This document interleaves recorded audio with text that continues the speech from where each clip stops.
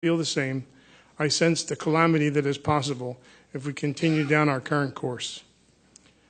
What is the price for caring? Bigotry. I have written a book of some of what I think I will talk about you will find documented. It is appalling the length Israel's supporters will go to ensure that you are silenced and harassed. However, the USS Liberty story is very important, and it must be told truthfully and accurately. If you would like a copy, please see me.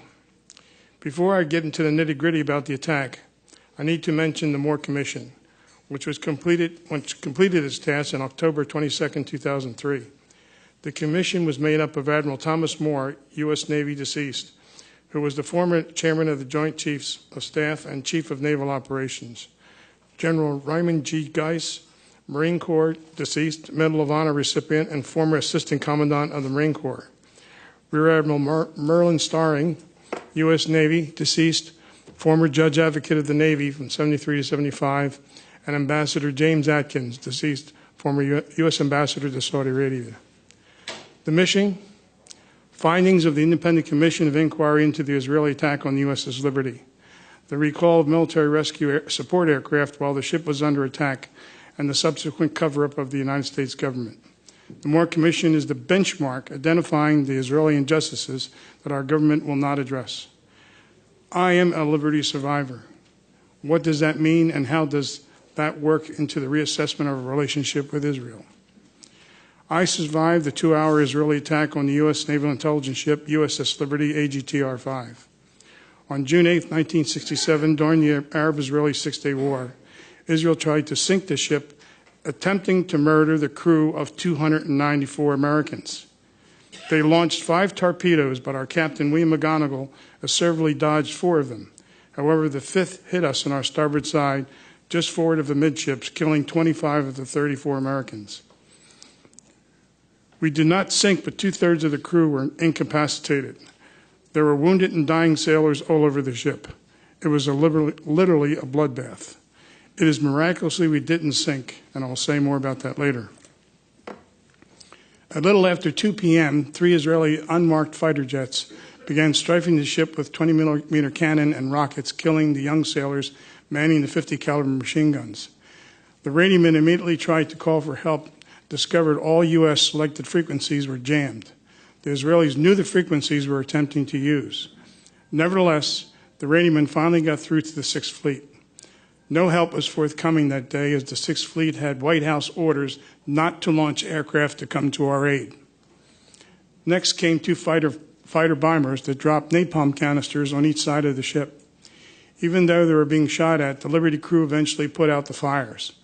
After a brief lull, 3 torpedo boats arrived, strafing the ship with their 40-millimeter cannon and 50-millimeter machine guns. Then they proceeded to drop their torpedoes in the water. One finally did find its mark. Our skipper passed a command to prepare to abandon ship. 3 inflatable life rafts that remained seaworthy were dropped over the side and were machine gunned by the motor torpedo boats. Our life vests were now our only hope for survival, and the more seriously wounded would never survive. However, the engine room was able to bring the boilers back to life, and the Liberty had power. In addition, damage control indicated that the ship stopped taking on water, and the ship came to a 9-degree list to starboard. So our captain wisely decided not to abandon ship. About that time, Israeli helicopters hovered near the ship, and repel boarders were ordered. However, for whatever reason, their attack was called off and all hostilities ceased. I personally risked going topside to ascertain what was happening and saw 2 Israeli helicopters carrying armed Marines. The USS Liberty is currently the most decorated U.S. Navy ship for a single engagement. There were 208 Purple Hearts given alone. The military does not award Purple Hearts, Medal of Honor, Navy Crosses, Silver or Bronze Stars for mere accidents. But that is exactly what the Johnson administration attempted to call it initially. In order to secure the Jewish vote for upcoming elections, they could not have Israel taken the task. This was a major historical event. Any other time, their action would have been an act of war. The event had to be buried quickly, quietly, and without fanfare. Therefore, a couple of actions were taken immediately. The Navy told the Liberty survivors never to talk about the attack to anyone, including our families, or face a $10,000 fine or 10 years imprisonment. With a cold and matter-of-fact authoritarian counsel, they meant business. The Navy would handle the press. In other words, the crew was given a gag order. At the same time, the crew had to be made to feel that everything was okay and being done by the book. So the brave were honored and appropriate medals issued. Everything appeared to be on the up and up. To legally prevent us from future actions, the Navy Court of Inquiry had to come to the conclusion that the sailors did their job to defend the ship, and therefore there could be no court-martial's delay burying the story. The attack had to be declared accidental. It was a masterful job, and the Johnson administration pulled it off. So the White House ordered the court to come to that conclusion, as indicated by the Navy lawyer of the court, Captain Ward Boston, deceased. Before he died, he gave us a sworn affidavit stating that Admiral Kidd and others deliberately ignored the crew's testimony and falsified the evidence. He was also videotaped giving details for this affidavit.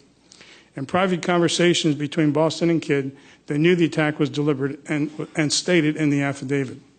They were good Navy officers and kept their secret until 2003. Why is this so important? This is obstruction of justice at the highest level. Let that sink in. I'll say it again. It's obstruction of justice at the highest level. That is, when the crew gave their testimony to the court, they testified the Israelis machine gun our life rafts and shot at firefighters and stretcher bearers. They are all war crimes. We assumed their testimony and official logbook data were acquired. No, they were eliminated. Whatever happened to the Uniform Code of Military Justice that all American military were sworn to observe? Now let's fast forward to June 2005. The Bush administration was concerned that war crimes were being committed during the Iraqi war. In order to be non-intimidating, the Pentagon indicated that if anyone witnessed a war crime, a system was created within the Department of the Army to expedite all war crime reports. Therefore, on June 8, 2005, the LVA filed a war crimes report with the Pentagon, and guess what? Nothing happened. We were devastated and appalled as we did everything by the book. We were informed that the 67 Navy Court of Inquiry had already investigated the incident and no action was required. If you write your congressman today, you'll get the same answer. In other words, the 67 Navy Court of Inquiry forms the official basis to explain the attack. The Liberty crew had been slam dunked. Why would the White House do this to the crew? On one hand, exemplified themselves militarily, but on the other hand, had to be contained and diminished. Israel. For example, our skipper, Captain William McGonigal, was awarded the Medal of Honor, not by President Johnson at the White House, which is the custom, but at a low-level ceremony at the Washington Navy Yard by the Secretary of the Navy. No press was invited. Are you starting to get the picture? We now know the order came from Mayush Dayan. We have declassified CIA cable exposing his order. One of the generals in the room that morning explained, this is pure murder. But they went ahead as the order came from the defense minister until an IDF Navy admiral later gave the order to stop the attack as the ship refused to sink. You see, their war plans included taking Syrian territory, the Golan Heights. By June 8th, the IDF had taken out the air forces of Jordan, Egypt, and Syria, captured the West Bank, East Jerusalem, Gaza, and the Sinai, but not the Golan Heights. In the meantime, the Soviets were going crazy as Egypt and Syria were their client states and Israel was kicking their behinds. The Soviet Prime Minister Brezhnev indicated to Johnson that they were ready to enter the war with paratroopers at the ready, and worse if Israel did not stop acquiring their client's land. So Johnson passed that concern back to Israel, insisting that they come to the peace table, ending hostilities. We certainly did not want the Soviets involved. However, Dayan was not finished yet, and the Liberty could be intercepting Israeli military communications, moving troops out of the Sinai to the Syrian border. Secrecy was essential, and he was concerned our intelligence would be shared with our allies friendly to Egypt, and therefore, if found out, Egypt could counterattack and take back the Sinai. In the eyes of the Liberty, In his eyes, the liberty had to be taken out in order to take the Golan Heights. Going against American guidance on June 9th, Israel took the Golan Heights. We have learned that the Soviet Union was ready to use military force and nuclear weapons had Israel made an attempt to invade Cairo and or Damascus. My point is a belligerent Israel important enough to risk American cities being annihilated by Arab nuclear weapons today? No. A belligerent Israel is not worth it. It is only a matter of time that fanatical Islamics will have nuclear weapons. It may not necessarily be Iran. What if nuclear Pakistan falls into the hands of fanatical Islamics over injustices in Palestine?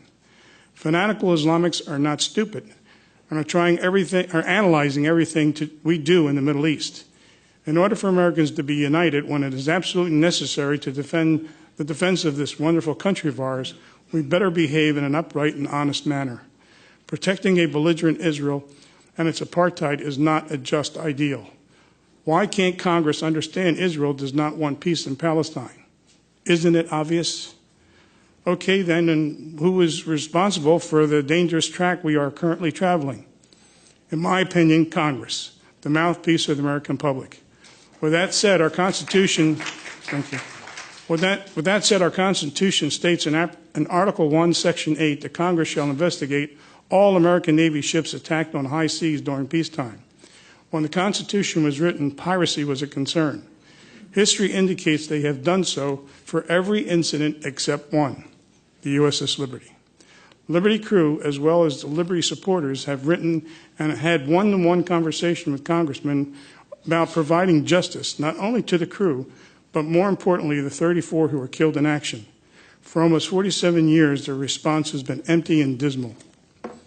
So why is this important? Because our system of checks and balances, an objective and independent Congress, might not come to the same conclusion as the military, which comes under the executive branch, especially if the commander and chief wanted to create a war-like situation or dodge a situation that warrants a military or diplomatic response. The military does not disobey orders from the president. If the president's political controls both houses, then Congress can stand down if so directed. How did our Congress get this way? What happened to our sense of values? I can tell you from negative congressional replies we have received over the years that without the crew's testimony under oath, pertinent information has been buried or destroyed that would prevent an objective and independent investigation. The Liberty crew is not getting any younger, but our memories are clear and honest. Our collective families taught us to be that way, and that is why some of us were selected to serve in the Naval Security Group. During the interim, the Liberty crew are called anti-Semitic, conspiracy theorists, and worse by Israeli supporters because we refuse to lie about the attack. The Navy League and the American Legion have indicated they favor support for Israel by discriminating against Liberty crew. The bottom line is because of Congress's lack of backbone to investigate the Liberty incident bolsters the bigotry we suffer. I hope I've convinced you that the Liberty story is vitally important, but if not, I want to leave you with a thought. I have stated before that all Navy accounts, the Liberty should have sunk with all hands lost. The torpedo hull alone was 35 by 40 feet, and most of it was below the waterline. The torpedo hit the ship at the only place that would not break apart or explode our boilers.